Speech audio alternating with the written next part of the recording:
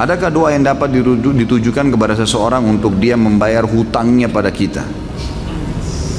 Setahu saya tidak tahu ya, ada riwayat khusus masalah ini. Yang ada riwayat itu kalau kita terlilit utang, gitu kan? Karena Ibnu Abbas mengatakan kalau engkau membaca dalam riwayat sahih, kalau engkau membaca Allahumma kfini bihalalika an haramik waqdin bi fadlika amman siwak. Allahumma kfini bihalalika an haramik. Ya Allah, cukupkanlah aku menikmati yang halalmu dan jauhkan aku dari yang haram. Waqdini bi fadlika amman siwak, dan lepaskan saya dari ketergantungan kepada selainmu, maka akan dibayarkan utangmu oleh Allah walaupun memenuhi langit. Kata Ibnu Abbas radhiyallahu anhu. Ini harus diamalkan. Dan ingat, kalau berdoa ikutkan dengan hadis Nabi yang lain riwayat Bukhari, ud'ullaha mukinuna bil ijabah. Berdoa sama Allah diikuti dengan keyakinan penuh Allah akan ijabah. Fa innallaha la yaqbalu ad-du'a min qalbil ghafil. Allah tidak akan pernah terima doa dari hati yang lalai. Doa ya Allah diterima enggak ya? Ragu. Atau sambil berdoa sambil ingat makanan, ingat pasangan, ingat ini, nggak bisa. Harus dengan yakin, gitu kan? Jadi kalau doa untuk buat orang lain bayar, Allah alam, yang saya tahu berdoa kepada Allah bisa, itu bukan mustahil. Pernah terjadi dalam sebuah riwayat yang sahih, Umar bin Khattab pada saat mengirim pasukan di perang Qadisiyah, menembus ya benteng-benteng Persia. Nah, pada saat itu pasukan muslimin yang masuk dari 12.000 orang pasukan ini, itu kan kalau pasukan jihad masuk dan menang, berarti lokasi yang ditembus itu menjadi harta rampasan perang. Jadi miliknya mereka, miliknya mujahid. Jumlah mereka kecil, wilayah Persia besar, gitu kan. Ini kalau dibagi ini luar biasa gitu.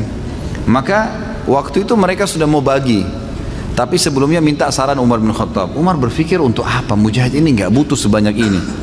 Maka Umar bin Khattab juga berpikir mereka mu'allaf, baru masuk Islam, baru mengenal Islam, lebih baik ganimah ini harta rampasan perang dibagi aja, tetap pemiliknya tapi dikasih setengah kepada para mujahid. Waktu itu Bilal radhiyallahu anhu, sahabat Nabi yang lain, menolak. Waktu Umar bin Khattab kasih keputusan, kata Bilal, ya Amir Mu'minin, jelas hukum agama kita, gitu kan? Ini dibagi untuk mujahidin.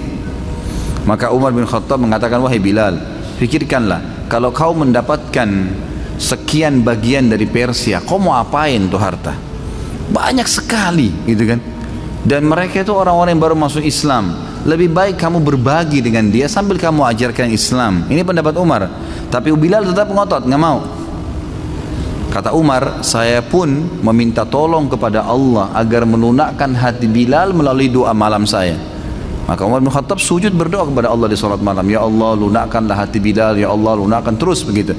Kata Umar radhiyallahu anhu, pas tiba habis sholat subuh, Bilal datang kepada saya mengatakan, saya ridho kepada hukummu hai Amir Mu'minin, gitu kan? Jadi bukan mustahil berdoa, doakan ya Allah lunakkan hatinya supaya dia bisa membayar utangnya, gitu kan? Sambil tentu kita muhasabah teman-teman sekalian.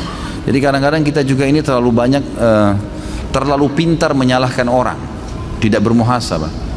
Apa yang terjadi, sesuatu yang terjadi pada kita, yang paling pertama hisab diri kita dulu. Ada masalah apa saya ini? Jangan sampai orang ini gunjing karena saya pernah gunjing orang. Jangan sampai utang ini mungkin saya pernah utang sama orang, saya nggak bayar. Jadi kita muhasabah dulu. Kalau kita sudah tidak temukan variabel kesalahan kita, nah baru gitu. Baru kita mungkin ini cobaan murni, bukan karena kesalahan saya. Tapi kalau kita memang dasarnya ada kesalahan dulu, mintalah kepada Allah mudah-mudahan jadi pengampunan dosa gitu.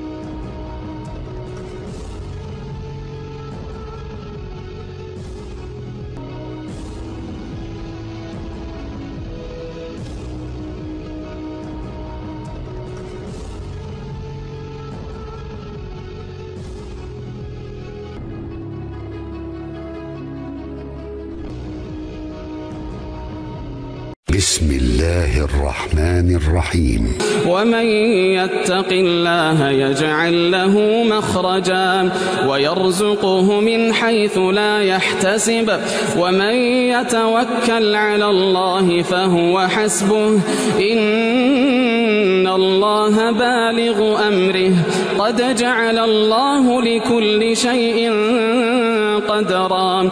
واللائي يئسن من المحيض من نسائكم إن ارتبتم فعدتهن